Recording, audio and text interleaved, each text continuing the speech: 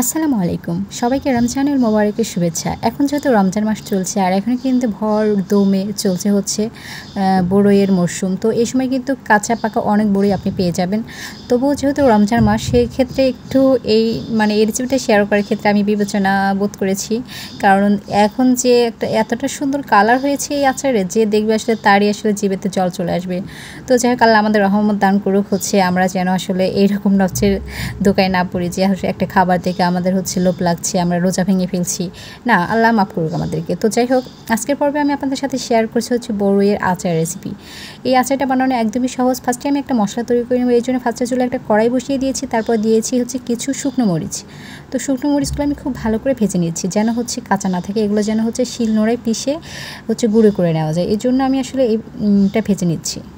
তো যাই হোক, কথা বলতে বলতে মরিচগুলো কিন্তু খুব সুন্দর করে ভাজা হয়ে গিয়েছে। এখন এই মরিচগুলো আমি হচ্ছে রেখে দেবো একটা পাত্রে। তারপর আমি হচ্ছে কিছু পাঁচফোড়ন নিয়েছি আর নিয়েছি হচ্ছে তেজপাতা। তো এগুলো আমি খুব সুন্দর করে ভেজে নিচ্ছি। তবে চুলার আঁচটা একদম লোতে রেখে এগুলো ভেজে নেবেন, যেন এগুলো পুড়ে আবার কালো না হয়ে যায়। আর অনেক বেশি পুড়ে গেলে কিন্তু এগুলো তেতো হয়ে যাবে। তো সেই বিষয়টা খেয়াল রেখে কিন্তু এই পাঁচফোড়ন প্লাস হচ্ছে তেজপাতাটা ভেজে নিতে হবে। তো যাই হোক, তেজপাতাটা কিন্তু আমি খুব ভালোভাবে ভেজে নিতে পারিনি, কারণ পাঁচফোড়নগুলো আগে ভাজা হয়ে গিয়েছিলো। এই জন্য আমি হচ্ছে কিছু এলাচ দারুচিনি নিয়েছি, এলাচ নিয়েছি। তো সেটার সাথেও কিন্তু আমি এগুলো ভেজে নিয়েছি। তো এগুলো খুব সুন্দর করে ভেজে নিয়েছি। এখন এগুলো সব একসাথে আমি একটু গুঁড়ো করে নেব। এই যে দেখতে পাচ্ছেন, মরিচগুলো গুঁড়ো করে নিয়েছি, মানে চিলি ফ্লেক্স হয়ে গিয়েছে এখন। আর এই যে পাঁচফোড়ন, তেজপাতা আর হচ্ছে এলাচ আমি হচ্ছে গুঁড়ো করে নিয়েছি একসাথে। তো এই আচারটা বানানোর জন্য হচ্ছে মোস্ট ইম্পর্টেন্ট যেটা, সেটা হচ্ছে বড়ই। আমি নিয়েছি এখানে বড়ই, টক বড়ই বলতে পারেন এটা হচ্ছে। তো এই বড়িগুলো আসলে আমাদের গাছের বড়ই, আমি আসলে বাজার থেকে কিনে নিই, তাই বড়িগুলো কিন্তু অনেক বেশি হচ্ছে ক্লিন আছে। তারপরে এগুলো আমি হচ্ছে খুব ভালো করে ওয়াশ করে নিয়েছি।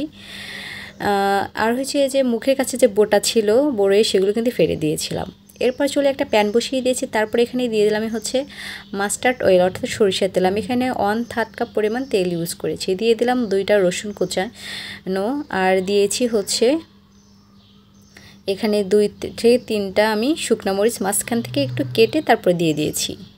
এখন এগুলো 2 থেকে 3 মিনিট মতো আমি ভেজে নেব। তারপর হচ্ছে এর মধ্যে দিয়ে দিব আগে থেকে যে আমি বড়ইগুলো ওয়াশ করে রেখেছিলাম সেই বড়ই। তবে হচ্ছে এইটা আগে সুন্দর করে কিছুক্ষণ ভেজে নেবেন, তারপরে বড়িগুলো দিবেন। বড়িগুলো দেওয়ার সময় একটু সাবধানতা অবলম্বন করবেন, কারণ এই যে বড়ির মধ্যে যে অতিরিক্ত পানি থাকে সেটা কিন্তু আসলে ছিটকে তেল ছুটকে আপনার হচ্ছে গায়ে ফোস্কা পড়তে পারে। তো সেই বিষয়টা মাথায় রেখে এখানে বড়িটা দিয়ে দিবেন। আমার কাছে মনে হয় বড়ই আচার তৈরি করার মতো সহজ রেসিপি আর নেই। বড়ই আচার তৈরি করতে কিন্তু মশলার পরিমাণ খুবই কম লাগে। আপনি চাইলে খুবই কম মশলা ছাড়াও কিন্তু এটা তৈরি করে নিতে পারবেন। তো ফার্স্টে আমি এখানে দিয়ে দিয়েছি 1 চা চামচের মতো হচ্ছে ধনিয়ার গুঁড়ো। তবে এটা অপশনাল, আপনারা না চাইলে এটা স্কিপ করতে পারবেন। এখানে অনেক মশলা আপনারা না দিয়েও কিন্তু এই বড়ইয়ের আচারটা তৈরি করতে পারবেন। তারপর দিয়ে দিলাম হচ্ছে সরিষা বাটা। আমি এখানে 1 চা চামচের মতো সরিষা বাটা ব্যবহার করেছি। খুব বেশি সরিষা বাটা ব্যবহার করার প্রয়োজন নেই, জাস্ট একটা হচ্ছে নাইস ফ্লেভার অ্যাড করার জন্য আমি এখানে সরিষা বাটাটা ইউজ করেছিলাম। দিয়ে দিলাম স্বাদ মতো লবণ। আপনারা আসলে আপনার বড়ই কতগুলো ইউজ করছেন সেটার উপরে ডিপেন্ড করে, প্লাস আপনাদের মুখের টেস্টের উপরে ডিপেন্ড করে কিন্তু এই যে হচ্ছে লবণের পরিমাণটা দিয়ে দিবেন।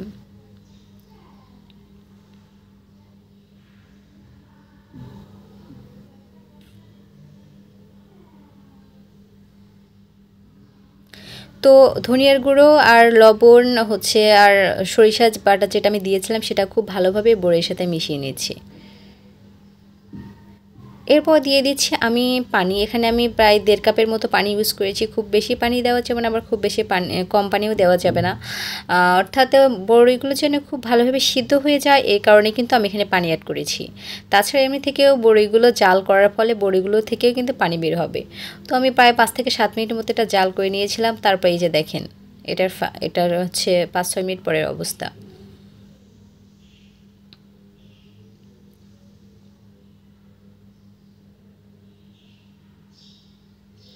এবার আমি দিয়ে দিলাম হচ্ছে চিনি। আমি প্রায় এখানে 1.5 কাপের মতো চিনি ব্যবহার করেছিলাম। যেহেতু আজকের এই বড়িগুলো অনেক বেশি টক ছিল, তো সেটার উপর ডিপেন্ড করে আমি একটু চিনি পরিমাণটা বাড়িয়ে দিয়েছি। আপনারা চাইলে কিন্তু এখানে আখের যে গুড় পাওয়া যায় সেটা ব্যবহার করতে পারবেন। সেক্ষেত্রে রেজাল্ট কিন্তু আরও ভালো পাবেন, অর্থাৎ কালারটা কিন্তু অনেক বেশি দারুণ আসে। তারপরে আজকে চিনি দিয়ে যেহেতু আমি তৈরি করেছি, চিনি দিয়ে এটার কালারটা কিন্তু খারাপ আসেনি।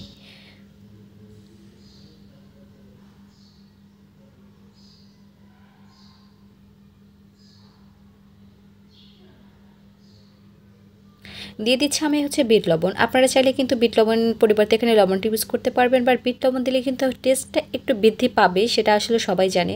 তো সেটার কথা মাথায় রেখে কিন্তু আমি এখানে বিট লবণটা ইউজ করেছি। এরপর আমি এখানে দিয়ে দেবো যে আমি একটা মশলা বানিয়ে রেখেছিলাম, অর্থাৎ চিলি ফ্লেক্স করে রেখেছিলাম। তো সেখান থেকে প্রায় 1.5 চামচের মতো এখানে দিয়ে দিচ্ছি।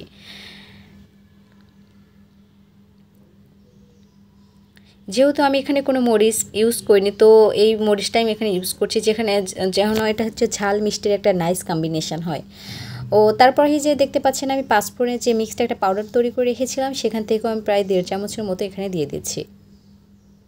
1.5 চা চামচ এর মধ্যে দিয়ে দিলেই কিন্তু হবে, এর থেকে বেশি দেওয়ার প্রয়োজন নেই। আর খুব বেশি দিলে কিন্তু এটা খেতে একদমই ভালো লাগবে না।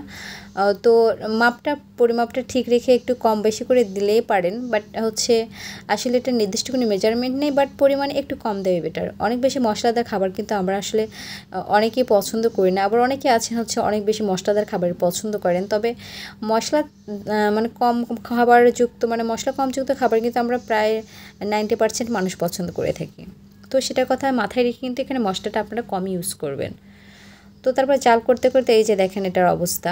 আপনারা চাইলে কিন্তু এটা রোদে দিয়ে কিন্তু আর একটু কালারটা সুন্দর করতে পারেন, বাট আমার কাছে রোদে দেওয়ার প্রয়োজন মনে করিনি আমি, কারণ আমি এটা চুলাতে প্রায় অনেকক্ষণ জাল করেছিলাম। তো তারপরে যে অতিরিক্ত পানি ছিল সেটা কিন্তু চলে গিয়েছে। তো এটা আপনারা কিন্তু ফ্রিজ ছাড়াও কাচের বয়ামে ভরে সংরক্ষণ করতে পারবেন প্রায় 1 বছরের মতো। তারপরে আমি এটা 15 থেকে 20 মিনিট মতো রোদে দিয়েছিলাম। এই যে দেখেন এটার কালারটা কতটা বেশি সুন্দর এসেছে। তো আজকের মতো এ পর্যন্ত, সবাই ভালো থাকবেন, সুস্থ থাকবেন, আল্লাহ হাফেজ।